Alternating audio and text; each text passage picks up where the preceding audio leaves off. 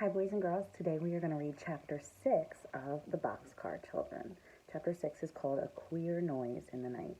At last it was dinner time, and the children sat down to see what Henry had in his bundles. I bought another loaf of brown bread at the store, said Henry, and some more milk. Then I bought some dried meat because we can eat it with our hands. And I bought a bone for Watch. Watch looked hungrily at the bone and lay down at once to eat it. Jessie got out 4 cups and bowls and put some milk in each one. Then the children put in a little pieces of brown bread and began to eat it with their spoons. "What fun!" cried Jessie, "eating with spoons. Now tell us what you did in town, Henry." Henry began. "The town below this hill is in Silver City. I saw the name on the sign. I went into the town and walked along the first street I came to. It was a nice street, with big houses and flowers and trees. I saw a man out cutting his grass. He's a good man, too, I can tell you, a doctor." "Did you work for him?" asked Jessie. "Yes," said Henry. He was very hot, and just as I came to the house, his bell rang. He started towards the house, and I called after him and asked him if I could cut the grass. He said, 'Yes, yes, I wish you would.' You see, he wasn't used to cutting it himself. So I cut the grass, and he said, 'Good for you. Do you want to work every day?' And he said he had never had a boy who cut as well as I did." "Oh, Henry," cried Violet and Jessie. "I told him I did want to work, and he told me to come back this afternoon. He has a pretty house and a garage and a big vegetable garden, and he has lots of cherry trees behind the house, a cherry orchard. You should see the beautiful big red cherries." Well, when I was cutting the grass near the kitchen, the cook came to the kitchen door and watched me. She asked if I liked cookies. I said I did, and she gave me one. "What did you do with it?" asked Benny hungrily.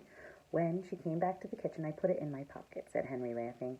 "Did she see you?" cried Jessie. "Oh, no, I played like I was eating it."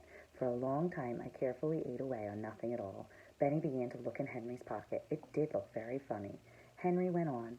"When I came home, the doctor gave me $1, and the cook gave me a big bag." Henry wrapped it and Benny and pulled the bag out of his pocket. There were 10 delicious brown cookies. "Oh, oh," cried Benny. "Please, Jessie, let's have the cookies for dinner." "Yes, indeed," said Jessie. Then Henry opened up his last bundle. "I thought we ought to have a tablecloth," he said. "So I got one at the store, but it wasn't hemmed." Violet begged, "Oh, let me hem it." She took out her scissors from her work bag and cut the 2 ends even.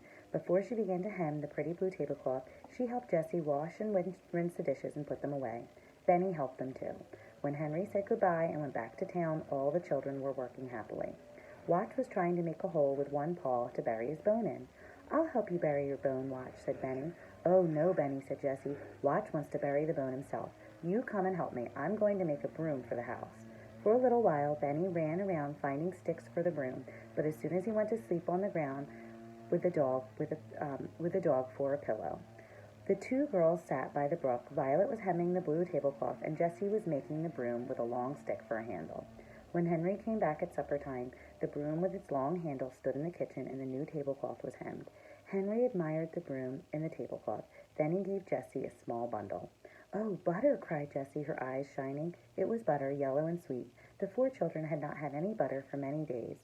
At last they sat down to their fine supper. "Now this spoon is magic." "A magic spoon," said Henry. "Turn it around and use the handle, and it is a knife." He showed Benny how to put butter on the brown bread with his magic knife. With dried meat, bread, butter, milk, and cookies, the children could not have asked for a better supper. "What did you do this afternoon, Henry?" asked Jessie. "Well, I washed the doctor's car," said Henry, "and then I washed the walks and the windows. Tomorrow I'm going to work in the garden." Then he looked at the brook. "Oh, how I would love to have a nice swim in that nice cold water." Henry was hot and sticky as he looked at the waterfall. "Maybe we can make a swimming pool," he said. "We could build a dam out of logs." "Oh, yes, we could," said Jessie. "Violet and I know where to find some logs and some big flat stones." "You do?" said Henry. "Yes," said Jessie. "They are not far away, and just a little way below here is a pool now, with sand all around it, but it is not big enough to swim in." "Is that so?" said Henry. "Some day I'll stay home and we'll try to dam up the brook and make a swimming pool." "You can have my wheel," said Benny. "Good," replied Henry. "And I'll make you a little cart with the wheels, Benny, and you can carry the stones in it." "Yes," said Benny, "I will."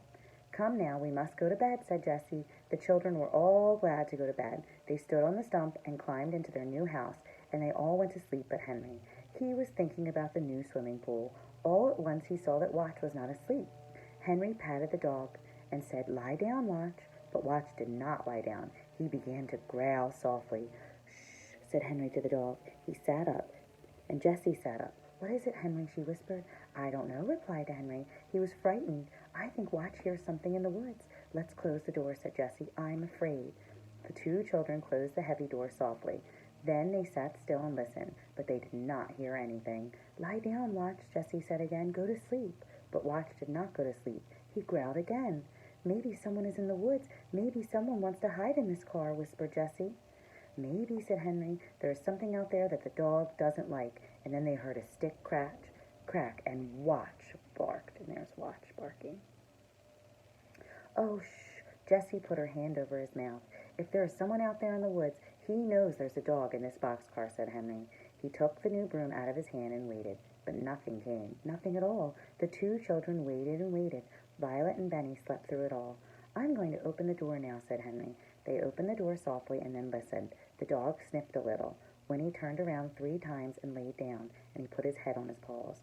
"It must be all right now," said Henry. "Watch knows. Maybe it was just a rabbit." So at last they all went to sleep and slept until morning. Boys and girls, what do you think was in the woods? I guess we won't find out yet. All right, tomorrow I'm going to read you Chapter 7, A Big Meal from Little Onions. Bye.